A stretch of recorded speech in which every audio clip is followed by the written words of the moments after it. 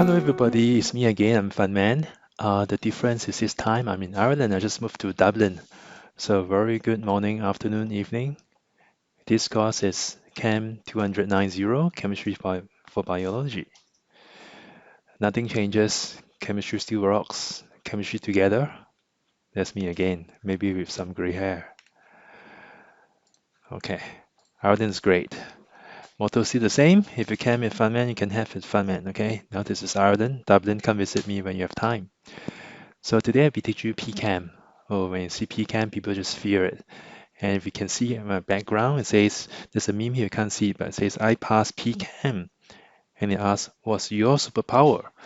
So in this course, which is not the full suite of PChem, there are only 8 topics you learn. Right? We start with molecules, molecular transformations, chemical equations. Essentially, these are representations in chemistry. And then we go on to the counting of molecules, concentrations, that's calculations, acid and bases, how molecules interact, solid, liquid, gases, the states of matter, gases, chemical kinetics, bubble wrap reactions, and chemical thermodynamics. This is a meme for you, right? PChem. That was like me some 20 years ago.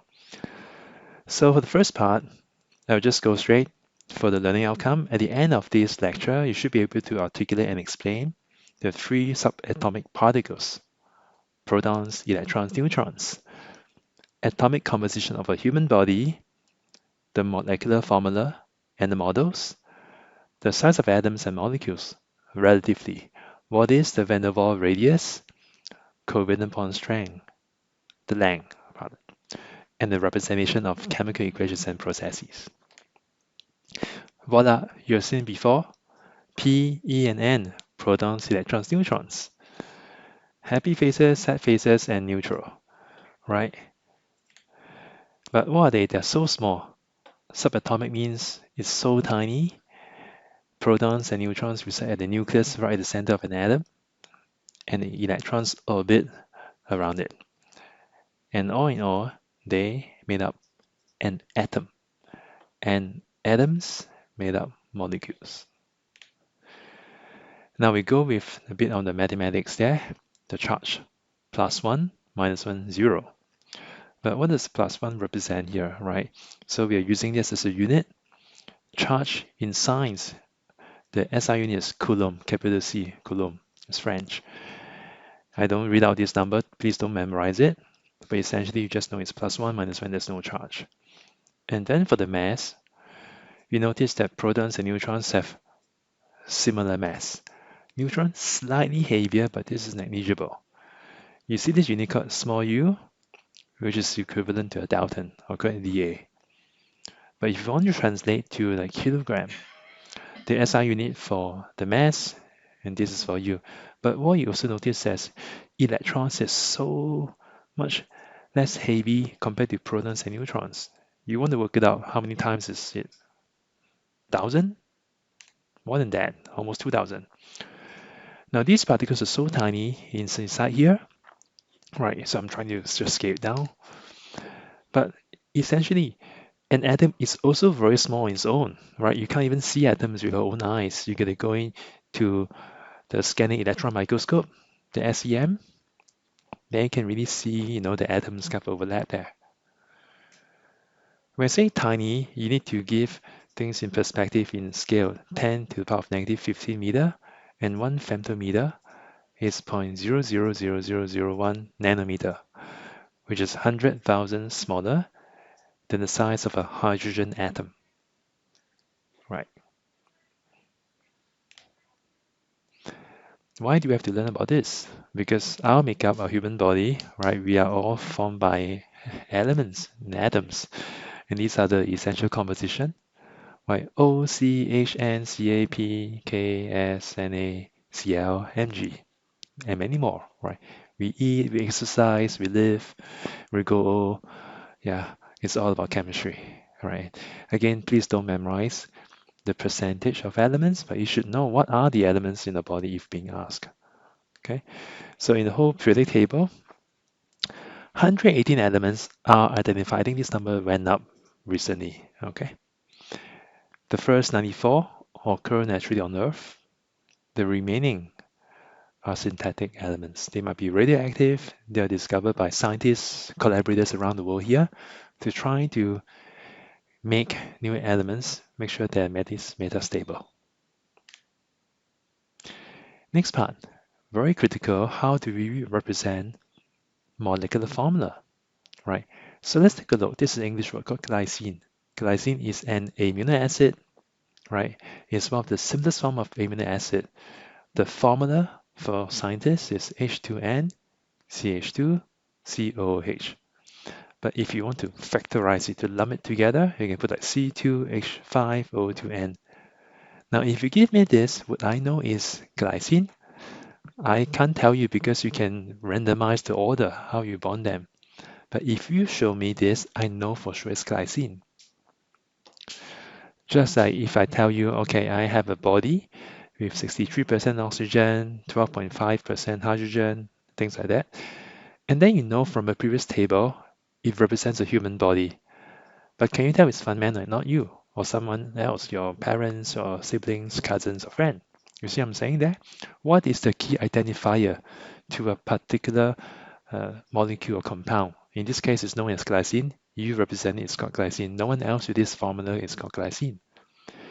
When you draw the formula out, right, you see that here I'm using a few colors for representations, right? Nitrogen group 5, so we like to form 3 bonds without charge.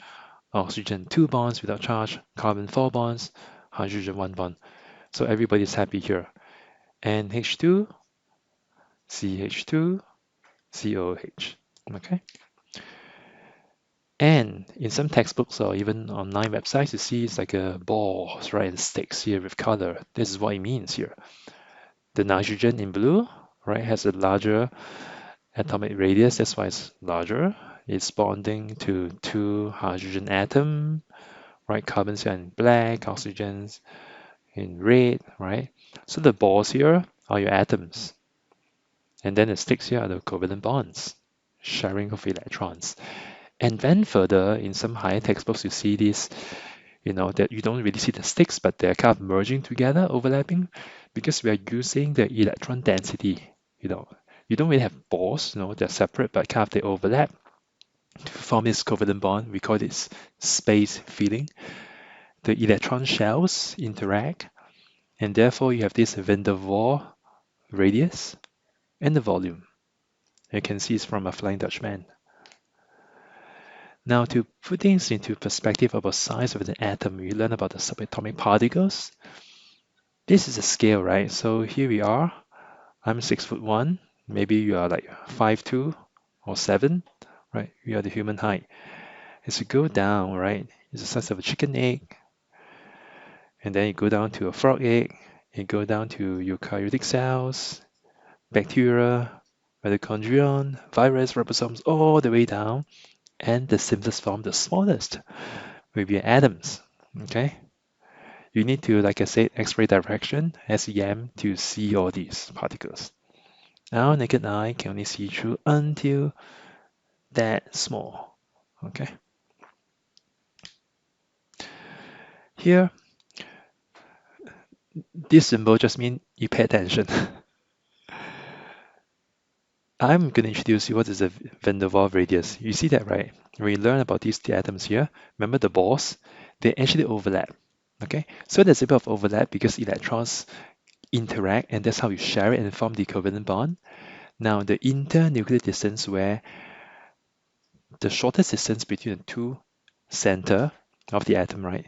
This is your van der Waals radius. When the atoms get close together to form a bond, there's also repulsion because the center of the atom is positive charge. You have protons and neutrons, but neutrons don't charge, they don't repel, but the protons have the same charge, and you got many protons, they will just repel. So there is this sweet spot where they can get close together, but not too close. Okay, so therefore, right, you see that when they're attracted, because the electrons attract to the protons, the electrons here attracts the protons, so they get closer. But at some point, they will stay because of the repulsion. Okay, so here you don't want to get too close, but that's a sweet spot. So what you want to learn is that if I assume that you have a sphere, that's the atom, right? You have this atomic radius. The van der Waals radius is a bit different from this atomic radius. It's a bit shorter because of this slight overlap here. Okay? Relatively, these are the elements you see from a periodic table and the respective radius in nanometer.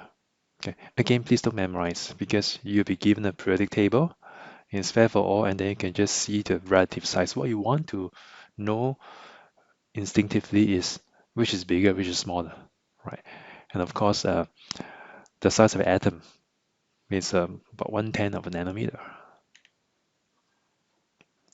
So this is what I explained just now, but in a different picture. It's a bit more math, right? Visualizations. You see why there's no full ball because they overlap to form this covalent bond. Okay. So the internuclear distance, which is the distance between the two nucleus, right, it will be shorter than you sum up the radius. Okay. Yeah. When you have a strong interaction, they overlap more. Okay. When you have a weak interaction here, they overlap less, so the bond is weaker. These are the bond length. Again, don't memorize the bond length, but you can see relatively that why the HH bond is shorter than HC bond, because carbons from period 2 has a bigger atomic radius, right? So the bond length is longer. And carbon-carbon bond length is longer than carbon-hydrogen for the same reason. Hydrogen is one of the smallest atom in the whole periodic table. Okay, nothing strange about it. Just note that 1 nanometer is equal to 1,000 picometer. Okay. Here you see on this slide how do we represent chemical equations, the reactions, and the processes. Here you have a Haber-Bosch process to manufacture ammonia, right? That's one of the great invention that we can make fertilizers so that famines are not so pervasive in the world. Today we have abundance of food, lots of food waste, but many years ago there's just not enough food to go around because we have not invented fertilizers, ammonium nitrate. But anyhow, ammonia NH3 is formed by two elements, namely nitrogen, 79% of the air, and hydrogen gas, which you don't really find here because it's so low in density. N2, you see, two big atoms forming a molecule, and three molecules of hydrogen, right? HH, smaller atom is a molecule. 1 to 3 parts, you form 2 parts of ammonia.